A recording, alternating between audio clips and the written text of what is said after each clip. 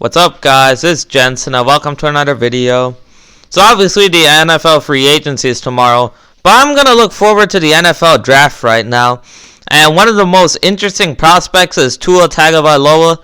We all know that he would probably be the #1 overall pick if he was able to stay healthy, if he didn't suffer that very serious hip injury, because we all know he has a talent, and we know he's been compared to a left-handed Drew Brees.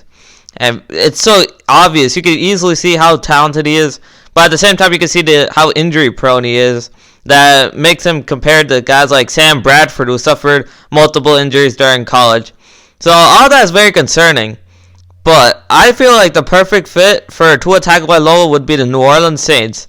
I think the New Orleans Saints have to really look at trading up a haul. They have to trade up a ton to get Tua Tagovailoa, in my opinion.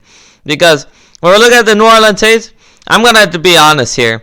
I don't think that they have much of a chance to win the Super Bowl this year, because I think their best chances are already out the window.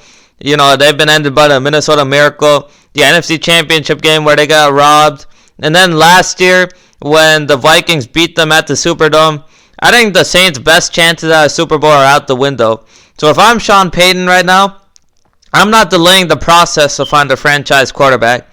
I know he thinks Taysom Hill can be a franchise quarterback, but come on now. Really? No. You got to find a real franchise quarterback. And I think that what better would it be for Tua Tagovailoa, who is a left-handed Drew Brees, to learn from the real Drew Brees?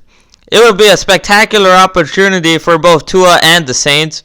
And when we're looking at Drew Brees, I know that Tom Brady is really on the decline, but Drew Brees isn't far behind either. You can clearly see Drew Brees starting to decline in arm strength. About his mental ability is going to keep him one of the lead quarterbacks in the NFL for this year, probably.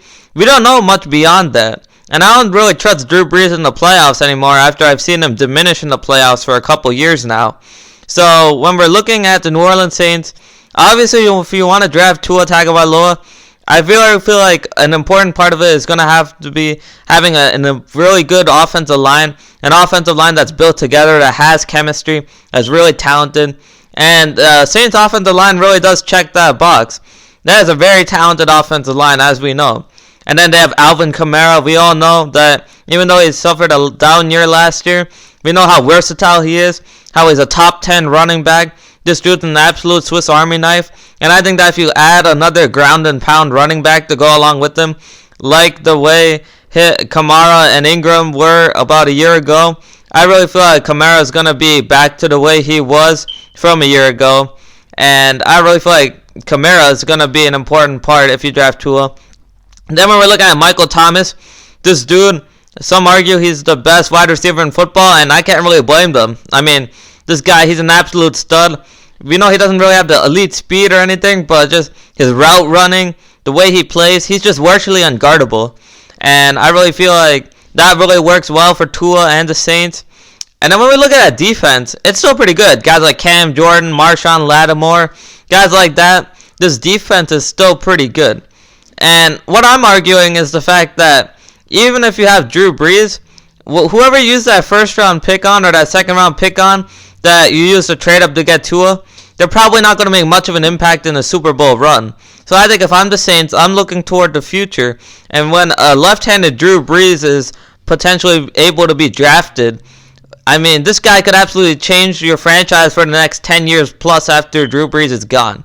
And even though Tua is so injury-prone, I think if you're the New Orleans Saints, it's worth the risk. I think that they should draft Tua, let him sit for a year, and then let him start after that, when I presume Brees will probably retire.